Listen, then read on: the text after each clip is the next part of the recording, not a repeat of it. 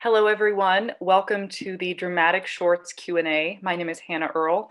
I am the Shorts programmer and a member of the jury, and I am so thrilled to speak to these filmmakers about their dramatic short films and learn a little bit more about them. We want to thank you again for joining us this evening. Thank you for your support of this festival. We couldn't be happier with the films this year. They're such high caliber, and now we have these filmmakers here to share with us. So my first question is, as a viewer, one of the things I always think about is the inspiration behind a certain film. What was the original idea? What was the impetus? So we'll go one by one, and please share a little bit about the backstory. That would be really appreciated. Hallie, please. Yikes, I'm first. My name is Hallie Cooper Novak. I made the film Relations. I'm based in LA, but originally from New York City. I think this film, Relations, started with me just sort of thinking about some of the nuances of consent, particularly amongst kids, and then thinking a lot about family secrets and sort of repression within families and how a desire not to speak about things, really messes everybody up and prevents understandings from being come to.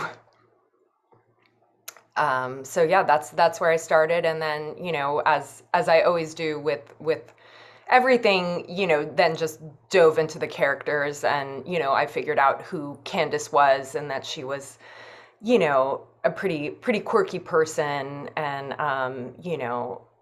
yeah, and Jesse was this kind of golden boy, and dug into that and the dynamics of the family, and that's where it all came from. Well, thank you so much. Riz, please share about your film. Hi, everyone. I'm Riz. I'm a co-creator of Uncommon Application along with Stella Wonder, who is also here with us tonight. I'll start off by saying that we were both high school seniors when the news of the college admission scandal broke.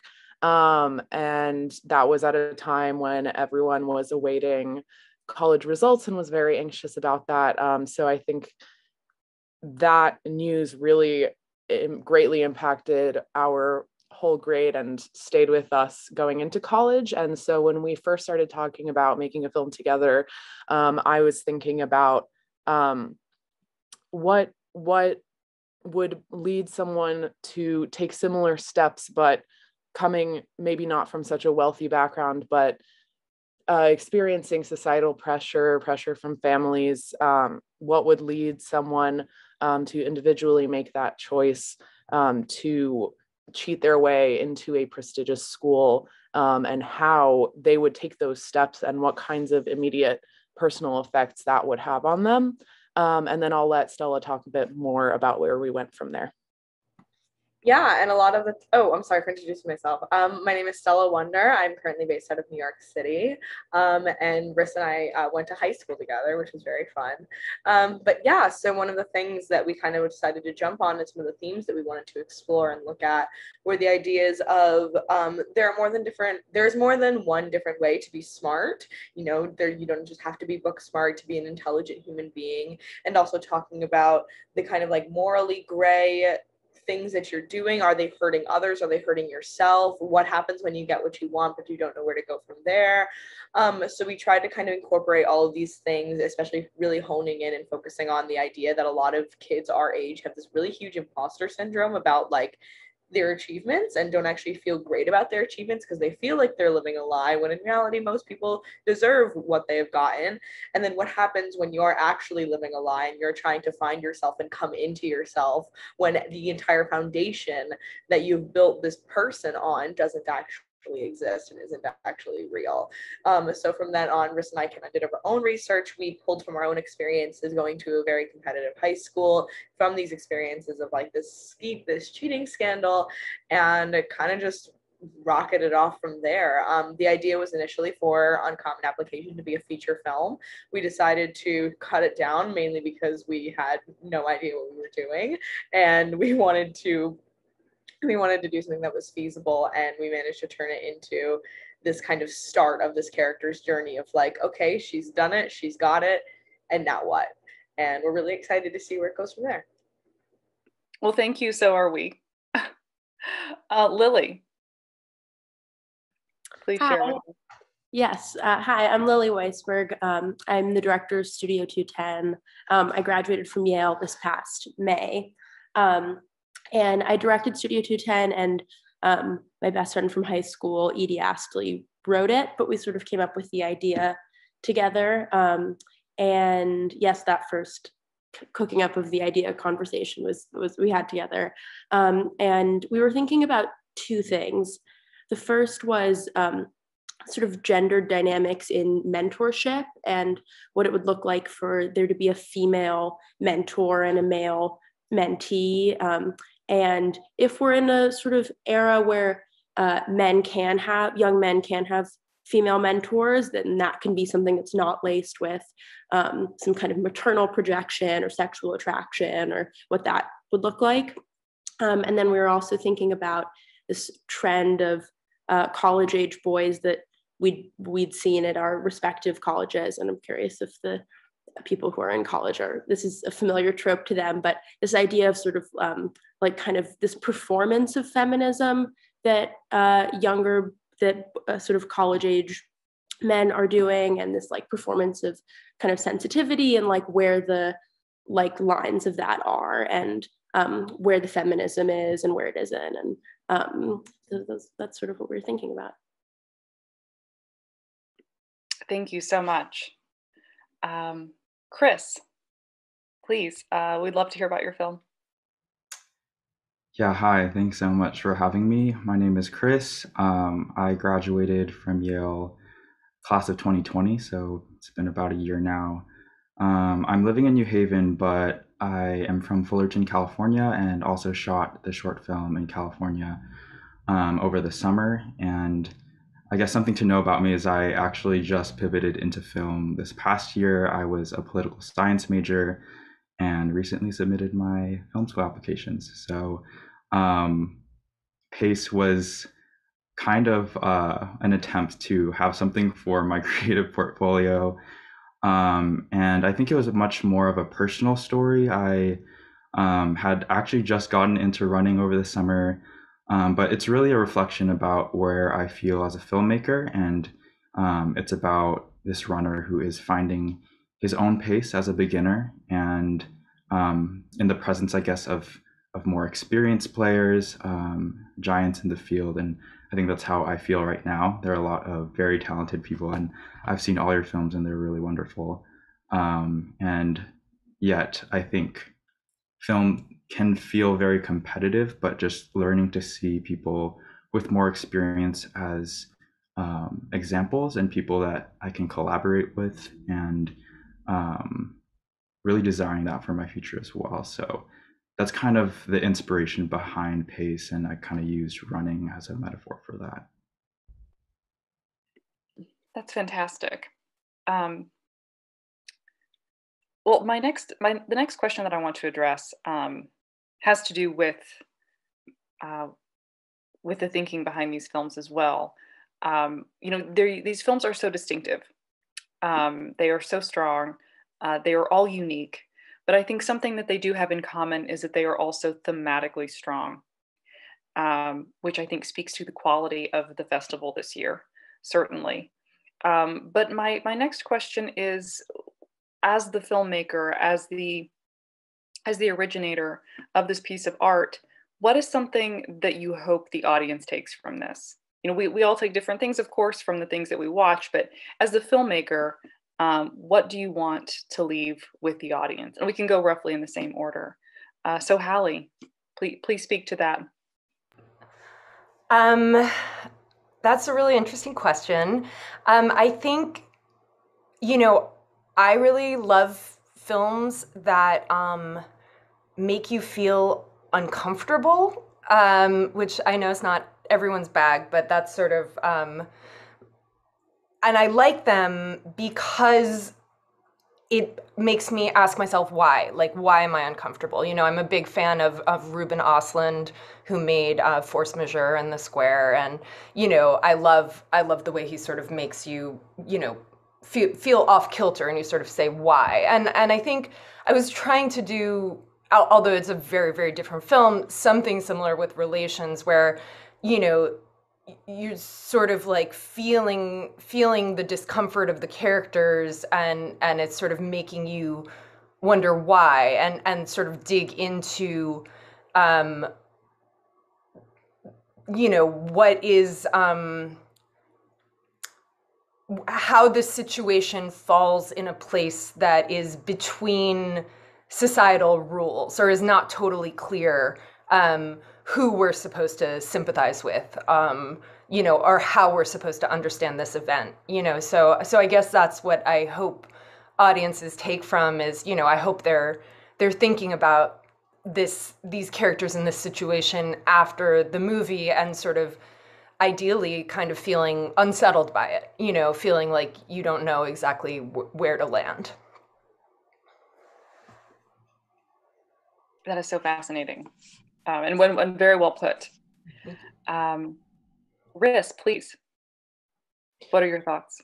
Yeah, absolutely. I think personally, what I'm frequently focused on in my writing and directing is just the characters that we're building. And this isn't really a thematic answer, but I'll let Stella take that. But as for our characters, I am very much hoping that our audience comes away with a feeling of connection with each character in our film, or maybe if not connection, then maybe a sense of I've met that person before, especially since you know, a lot of the main characters are very close to Stella and I in age. We're both undergrad juniors right now, and so we wanted to make sure that everyone feels real and relatable in some way, and that these characters felt like, I don't quite know the way to put it, but just that that everyone can understand the actions, even if they don't agree with them. Yeah, and I'll let Stella talk a bit more about that. Yeah, I think that's a great jumping off point of we didn't want exactly our protagonist to be someone that you agreed with her actions, and you didn't necessarily want them to succeed almost, but we wanted the audience to understand the motivation. And I think in terms of like demographics, the audience that we targeted our film towards, in terms of high school students, in terms of college students, we hoped that they could kind of look at this and take things away of like, okay, I can create my own path in life, and maybe it's unconventional, and maybe it's morally questionable, but that's not the message that we really wanted people to take away from it, but more so that people can take their own paths. You don't have to do what is told to you. You don't have to do what is put on you by other people. And that if you feel that you have this power, you have this passion to do things your own way, that is what you should do. You just need to take a step back and make sure that you're doing the right thing along the way, whatever that means to you. And I think for the demographic that is not the current high school students and high college students, we were really hoping that the audience could see and sympathize with what people go through nowadays, in terms of college admissions and that whole process. It's only getting more difficult. It's only going to continue to get more difficult. Everything got shaken up because of COVID. So, you know, it's a really difficult time to be transitioning into an adulthood and to be finding yourself when the entire world is in turmoil and the whole system just keeps getting more and more broken the further along we go. So I think we wanted to make sure that those stories are told and these people are sympathized with, and that people understand that it's not just like, oh, when I was your age, I could get into any school I wanted and pay $200 a semester. Because it's not the case anymore. It's a lot harder. It's a lot more cutthroat. And we wanted to make sure that those stories were being told authentically by people who went through it. And to make sure that like everybody is understood and everybody is coming from a place of understanding, and we can all work together to kind of empower those who want to take their own path and who don't want to go down the conventional roads that the people before them had gone down. So that was kind of our thematic ideas behind the message of the film. Oh, thank you. And that was a great point too about how it continues to evolve. So this should give you lots of conversation material as you continue to show this film. Goodness. Lily, what are your thoughts?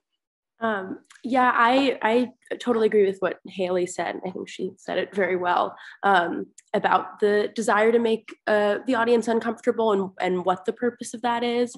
I think, to answer your question about what I hope people take from it, I mean, I really hope that someone watching this movie feels a connection between these two characters and sympathizes with their desires and where they're coming from in their lives, and so then is in turn faced with the same questions that the characters are faced with about, you know, what to do with that connection and what's appropriate and what isn't. And, you know, if the audience feels judgment of the characters, to think about why.